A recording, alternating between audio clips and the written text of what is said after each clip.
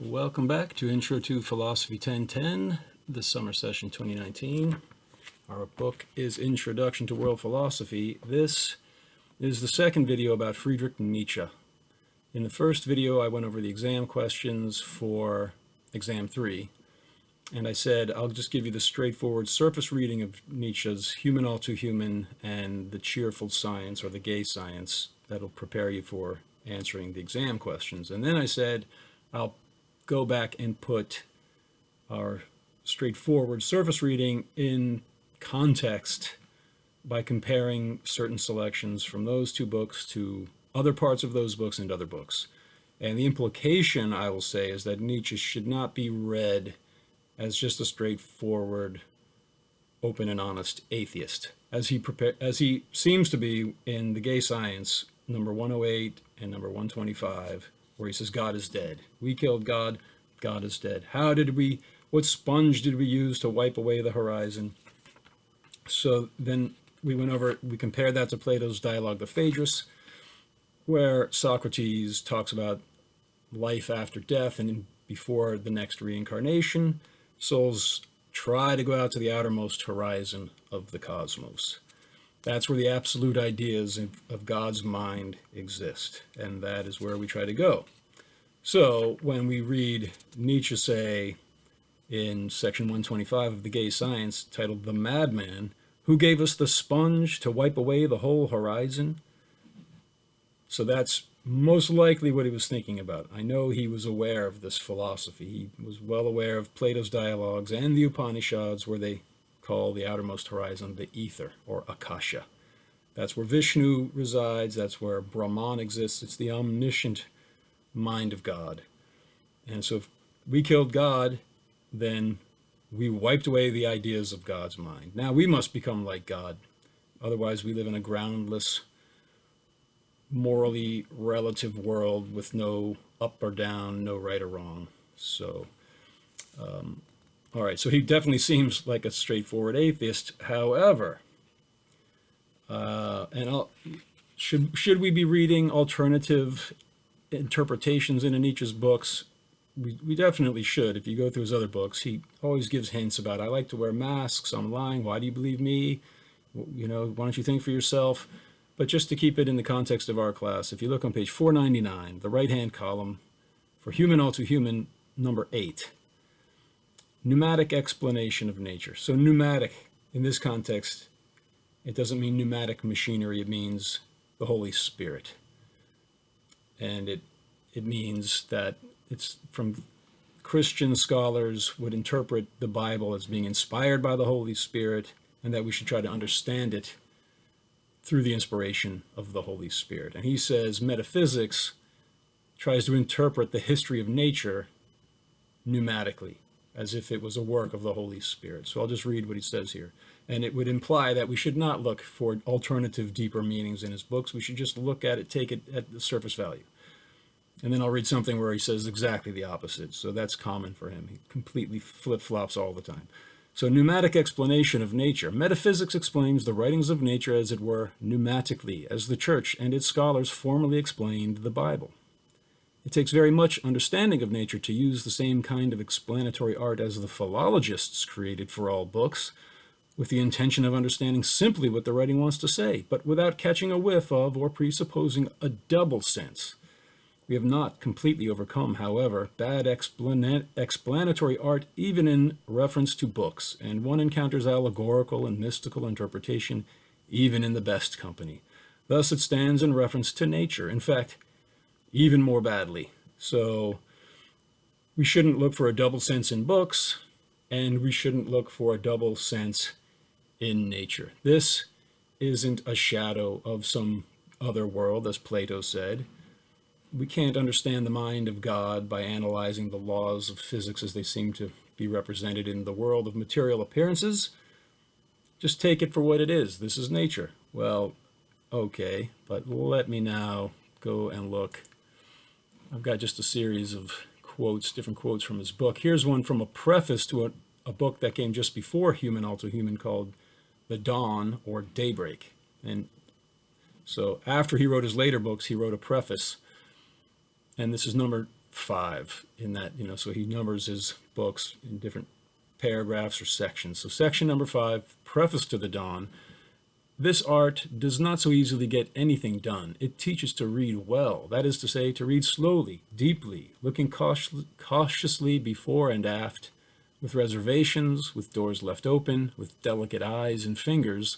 My patient friends, this book desires for itself only perfect readers and philologists. Learn to read me well. So he wants you to compare what he says in one book to the things he said in other books, and to the things he said in the same book, because he contradicts himself sometimes on the same page. So you have to take all that into account. And he's telling you that he does write in a way that you should look for riddles in his books.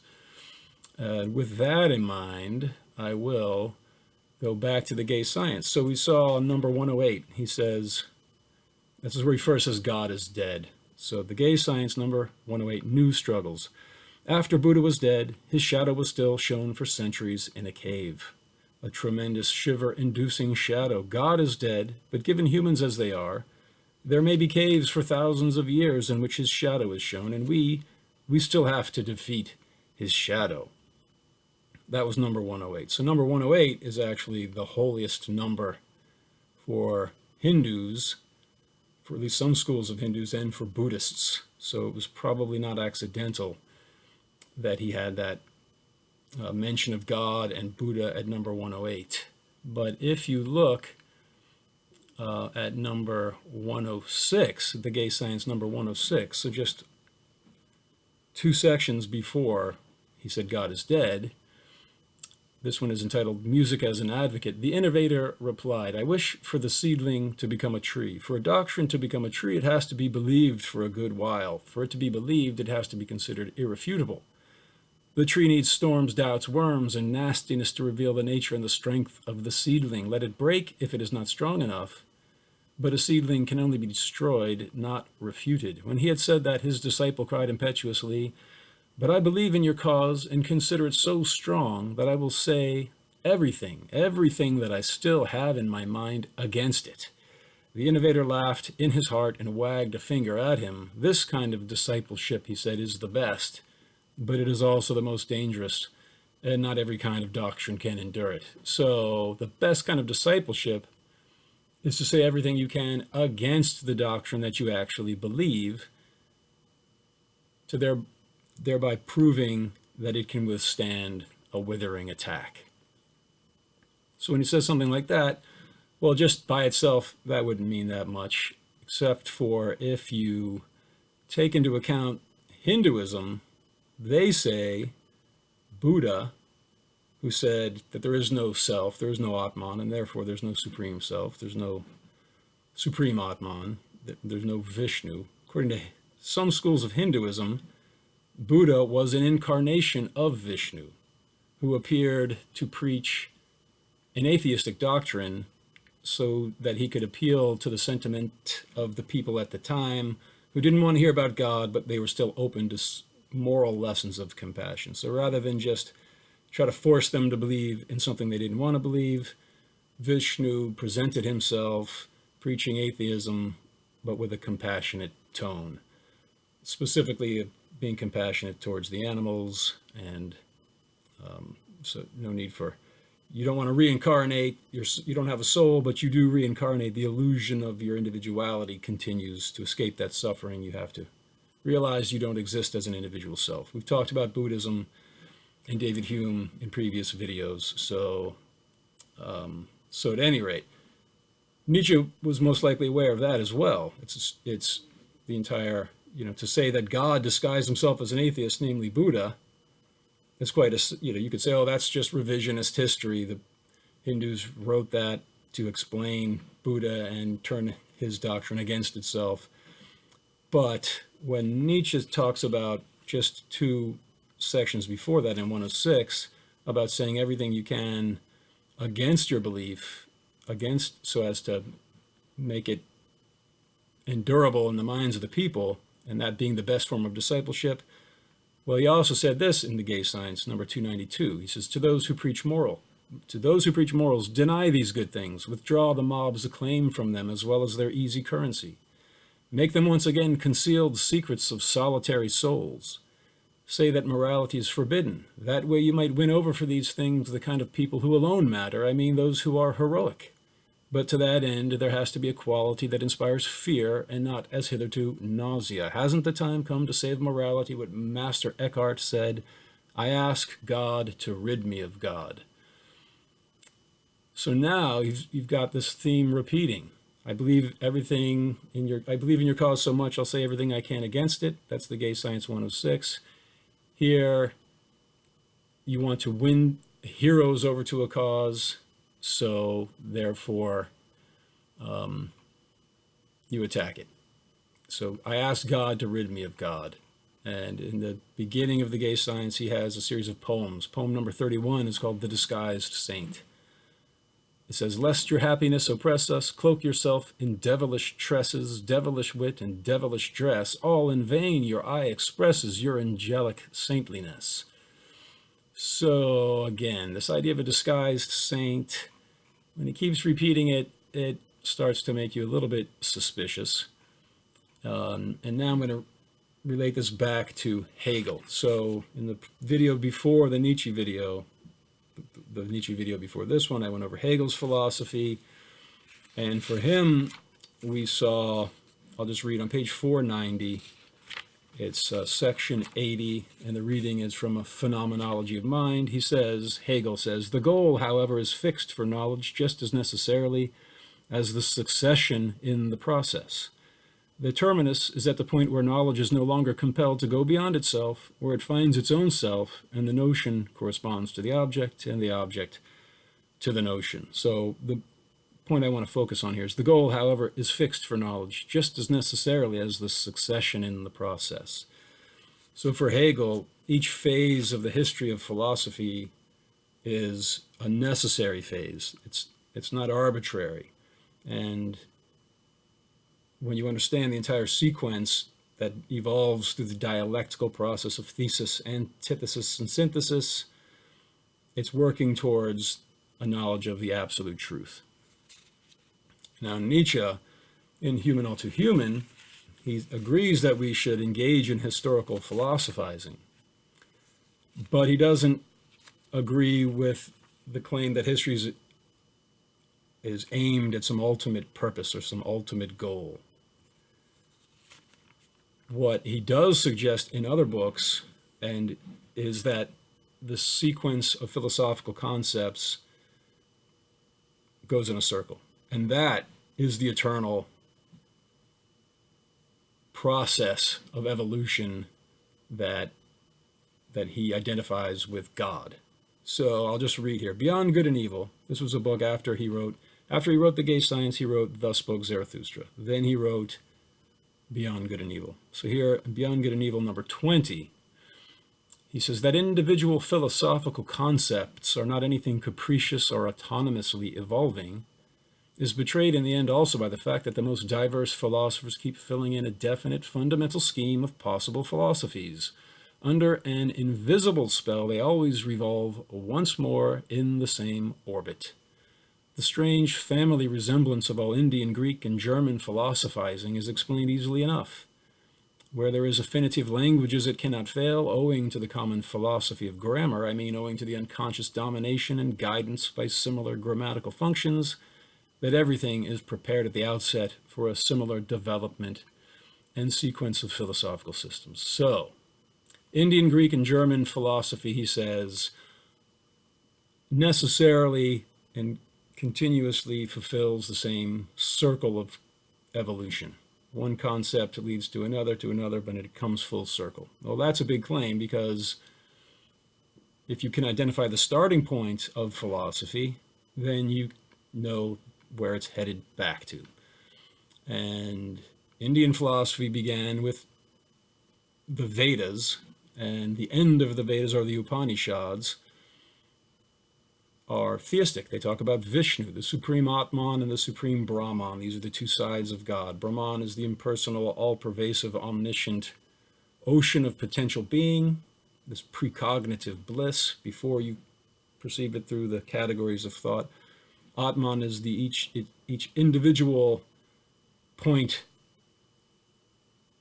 of the supreme Atman. So, and I've compared this to the particle wave paradox of quantum mechanics. When you observe the quantum world, it acts like individual particles, but when you're not observing them, they behave like waves of probability. So that is the original Hindu philosophy, Atman and Brahman, and Vishnu is the origin of both.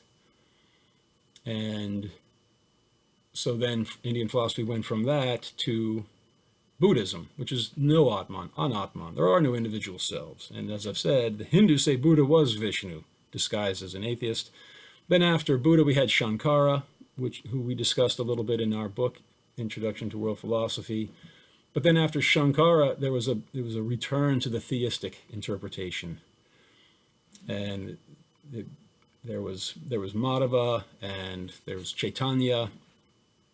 Chaitanya's philosophy was Achintya Beta Beta Tattva, inconceivably one and different. God is Atman and Brahman, one with everyone, yet separate from everyone, personal and impersonal, the union of all opposites. So that is the historical cycle in Indian philosophy with which Nietzsche was familiar. And he's a German philosopher. So is he seeing German philosophy coming back to this kind of original Brahminical philosophy? In his first book, The Birth of Tragedy, he does imply that. I got to make sure this video is still going because it likes to turn off. Okay, good. In his first book, The Birth of Tragedy, he talks about Dionysus and Apollo.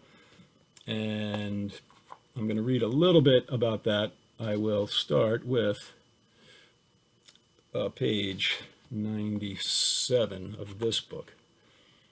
So, well, here's where he's talking about the three stages of history. So he says, it is an eternal phenomenon.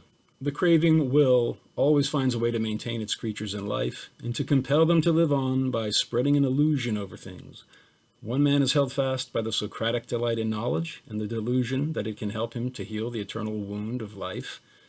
Another is entangled in the seductive veil of artistic beauty which hovers before his eyes, yet another enthralled by the metaphysical consolation that under the whirl of phenomena, eternal life flows on, indestructible, not to mention the more common and almost more powerful illusions which the will holds ready at any moment. Those three stages of illusion are reserved exclusively for the more nobly constituted natures who feel the burden and weight of existence with profound displeasure, and who must be deluded into forgetting this displeasure through a selection of stimulants. From these stimulants arises everything which we call culture. According to the proportions of the mixture, we have a predominantly Socratic or artistic or tragic culture. Or, if I may avail myself of historical examples, either the Alexandrian or a Hellenic or an Indian Brahmanic culture. So he identifies tragic culture with Indian Brahmanic culture. The whole book, The Birth of Tragedy Out of the Spirit of Music, he dedicated to Richard Wagner, the composer with whom he was a friend. The whole book is saying that Germany and Europe in general should be returning to a tragic culture. The tragic culture is a union of Dionysus and Apollo, a union of Brahman and Atman. And Atman is also identified with Maya, illusion. But what he says is that the will, the underlying will, which he'll later call the will to power, which is very similar to the philosophy of Brahman, it suffers individuation. He uses the term individuation to mean being ripped into different parts, into the separate elements of earth, water, fire, and air, he says in one of the sections of here. And that's painful. And to overcome the pain, he needs healing illusions of art, especially music. And that when the musician is inspired by the god, that's how the musician helps the god console himself. And so that all of nature is an illusion created by the god to help deal with the agony of being constantly ripped into individual pieces. And that the reunion of Apollo and Dionysus is what he calls tragic culture. But again, for this brief introduction to the kind of subtext of Nietzsche's books, I just want to point out that in his first book, he's advocating a return to tragic culture, which he identifies with Indian Brahmanic culture. And that's important when we are relating him to the philosophies of Kant and Hegel, especially for Hegel, who talks about historical philosophizing, which Nietzsche talks about in Human All Too Human. He says this is what we need to study the history of philosophy, but he's presenting it in Human All Too Human as if he's a materialist, that we can explain all of metaphysics by reducing it to the brain chemicals, basically, that have evolved through the organic history, the evolution of organic nature, which he talks about in section 16, appearance and thing in itself, which in The Birth of Tragedy he calls Apollo and Dionysus. So, and yet we saw in Beyond Good and Evil, number 20, that he says all Indian, Greek, and German philosophy revolves in an orbit because of the grammar is the same. The laws of grammar, subject and predicate especially, those are things that David Hume and Immanuel Kant talk about, that they force our concepts into certain directions, which happen to be cyclical. And so if it started with the Brahminical philosophy and it inevitably follows a cycle, it should return there. And that is what Nietzsche seems to be advocating in his first book, The Birth of Tragedy. So, and we saw from the Gay Science, where he talked about, to those who preach morals, you should, I'll just read that again. To those who preach morals, deny these good things, withdraw the mob's acclaim from them.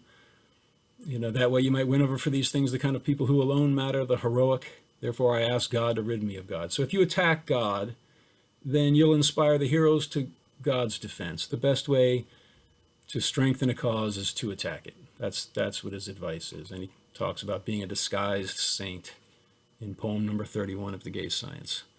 All right, so continuing now,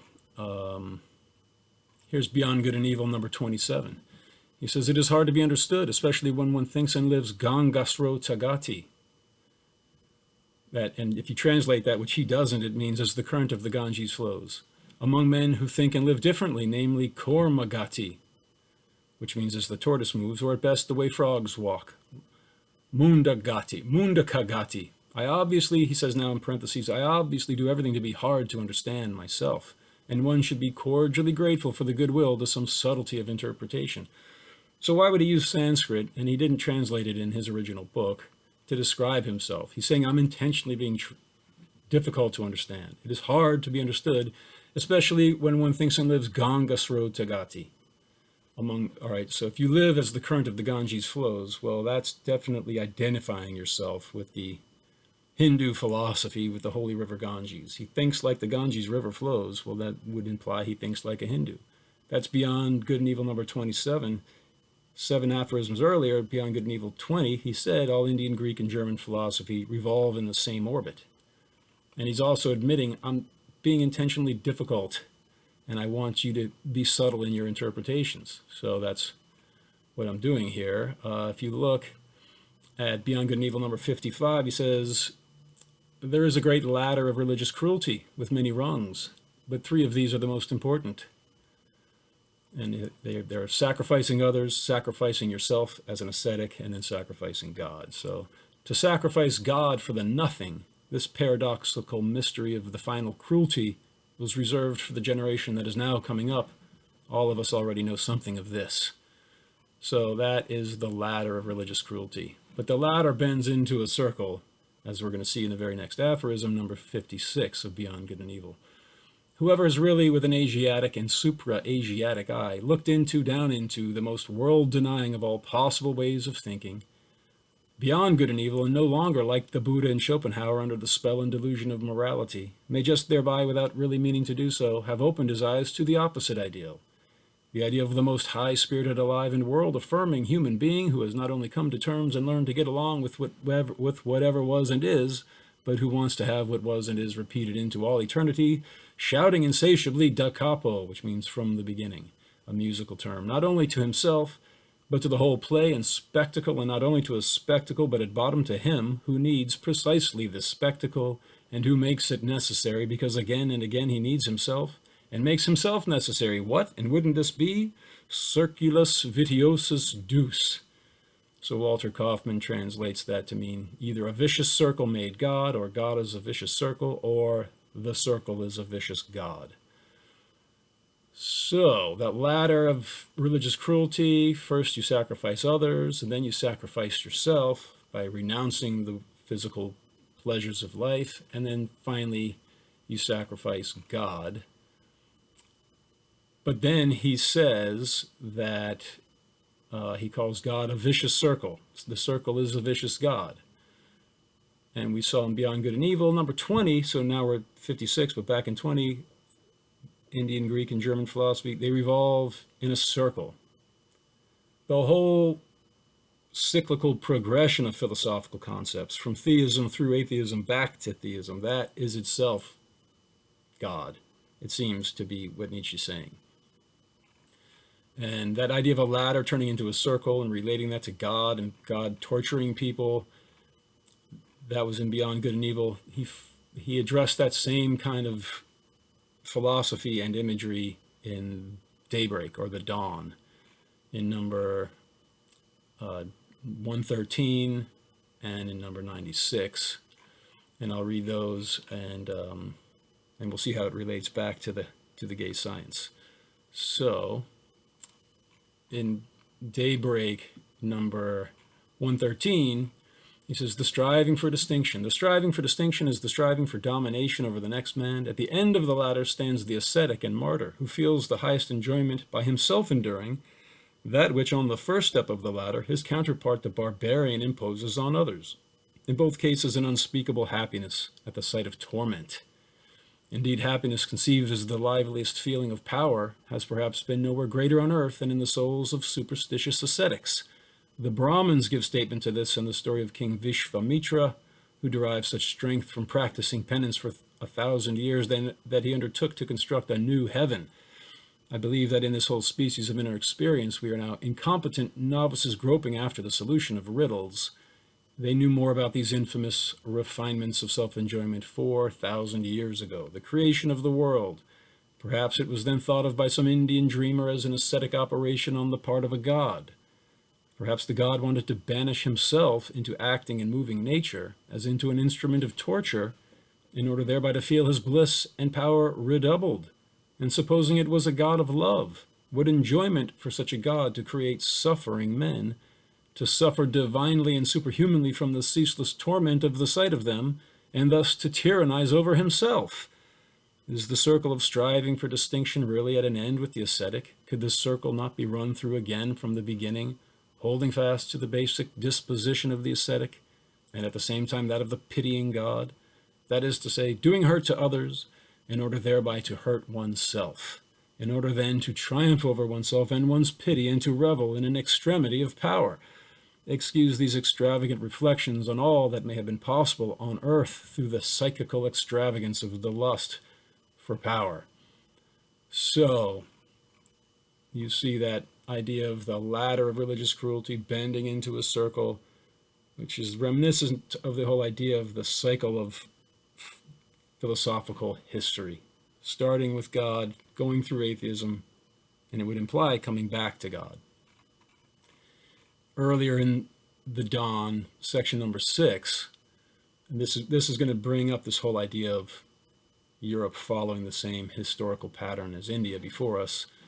So he says, however much progress Europe may have made in other respects, in religious matters it has not yet attained to the free-minded naivete of the ancient Brahmins, a sign that there was more thinking and that more pleasure in thinking was customarily inherited 4,000 years ago in India than is the case today. For those Brahmins believed, firstly, that the priests were more powerful than the gods, and secondly, that the power of the priests resided in the observances. A step further, and one threw the gods aside, which is what Europe will also have to do one day. Another step further, and one no longer had need of the priests and mediators either, and the teacher of the religion of redemption, the Buddha, appeared. How distant Europe still is from this level of culture. When finally all the observances and customs upon which the power of the gods and of the priests and redeemers depends will have died, then there will come, well, what will come then? But let us not speculate idly. Let us first of all see to it that Europe overtake what was done several thousands of years ago in India. And so what he's talking about, that we should reach the level of Buddha. But then what will come? He says, well, let's not think about that right now. Let's just get there first. God is dead. But if you take into account his whole philosophy of this cycle of philosophy and the idea of a disguised saint attacking religion so as to get the heroes to defend it, then it starts making you think, is Nietzsche just attacking religion and especially Christianity in the hopes of making the return happen more quickly? It's a plausible interpretation, especially given his upbringing in a family of Lutheran pastors. Both of his fathers, his father was a Lutheran pastor, both of his grandfathers, some of his uncles, and he trained to be a Lutheran pastor. We saw in the previous video at age 17, the Sanskrit philologist and friend of Nietzsche's, Paul Deussen, said that they had this mystical enlightenment in the week before and after their confirmation, and that they would have been quite willing to die for Christ at any moment. But then he said that the mystical attitude faded like a little plant. It faded away as quickly as it grew. For Paul Deussen, yes, it did, but for Nietzsche, that's not necessarily the case. So, for example, in The Gay Science, he says God is dead. He attaches that to Buddha, but also, and then he goes on to talk about, the churches are the tombs and crypts of God in section 125 of The Gay Science. But in the very next book, Thus Spoke Zarathustra, in book 2, The Tomb Song, he says, and only where there are tombs are there resurrections. Thus sang Zarathustra. So, and here's something from The Gay Science, number 289. Embark. What is needful is a new justice and a new watchword and new philosophers. The moral earth too is round. The moral earth too has its antipodes. The antipodes too have the right to exist. There is yet another world to be discovered, and more than one. Embark, philosophers. So the moral earth is round. This is this whole idea of a cyclical progression of philosophical concepts that you need to have in mind when reading Nietzsche. If you look at the very end of Daybreak, section number 575, he says, we aeronauts of the spirit, all our great teachers and predecessors have at last come to a stop. Other birds will fly farther. Flocks of birds, which far stronger than we, still strive whither we have striven, and where everything is sea, sea, sea. And whither then would we go? Would we cross the sea? Will it perhaps be said of us one day that we too, steering westward, hoped to reach in India, but that it was our fate to be wrecked against infinity?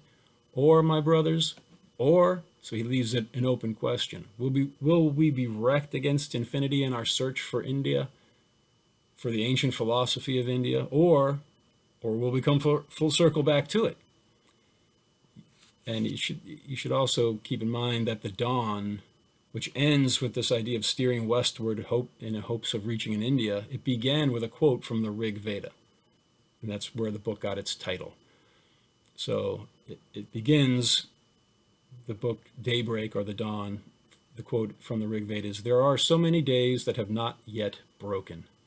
So it begins with a quote from the Veda, the Rig Veda. It ends with this idea of going around the world back to India.